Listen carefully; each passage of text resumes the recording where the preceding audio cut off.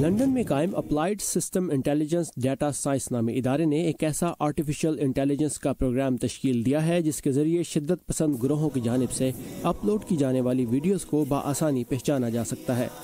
Director جان Gibson اس بارے میں بتا رہے ہیں۔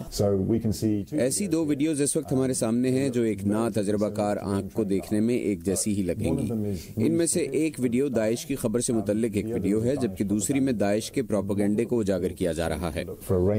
جس قسم کا ماڈل ہم نے بنایا ہے، اس کے ذریعے ہمیں ان ویڈیوز کے بارے میں ایسی چھوٹی چھوٹی باتیں اور اشارے مل جاتے ہیں جو ہمیں داعش کے پروپیگنڈے اور انٹرنیٹ پر موجود باقی تمام ویڈیوز میں تفریق کرنے میں مدد کرتے ہیں۔ جیسے آپ یہاں بائیں جانب دیکھ سکتے ہیں کہ ایک ایسی ویڈیو موجود ہے جو زیادہ سکور نہیں کر پا رہی، لہٰذا ہم یہ کہہ سکتے ہیں کہ یہ نیوز رپورٹنگ ہے یا خبر ہے اور انٹرنیٹ پر شائع کی جا سکتی ہے، جبکہ دوسری طرف موجود ویڈیو پر بہت بڑی تعداد میں ایسے سگنلز موجود ہیں جو فکر انگیز ہو سکتے ہیں۔ یہی وجہ ہے کہ ایسا ماڈل تیار کیا گیا ہے جو ویڈیوز کو اپلوڈ کرتے ہوئے پروپیگنڈا ویڈیوز کو فلٹر کر کے الگ کر دیتا ہے تاکہ پہلے ہی اسے انٹرنیٹ سے ہٹا دیا جائے۔ یہ بہت اہم بات ہے کیونکہ آئسس یا داعش کے پروپیگنڈا ویڈیوز کے بارے میں کہا جاتا ہے کہ وہ شدت پسندوں کو مزید انتہا پسندی کی جانب راغب کرتی ہیں۔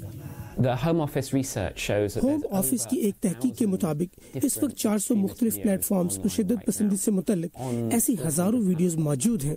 لہٰذا اگر گوگل اور فیس بک انہیں راتوں رات ہٹانے کی کوشش بھی کریں تو پھر بھی 398 دیگر پلیٹ فارمز یا ویب سائٹس پر موجود ان ویڈیوز کو کسی بھی براؤزر کے ذریعے دیکھا جا سکتا ہے۔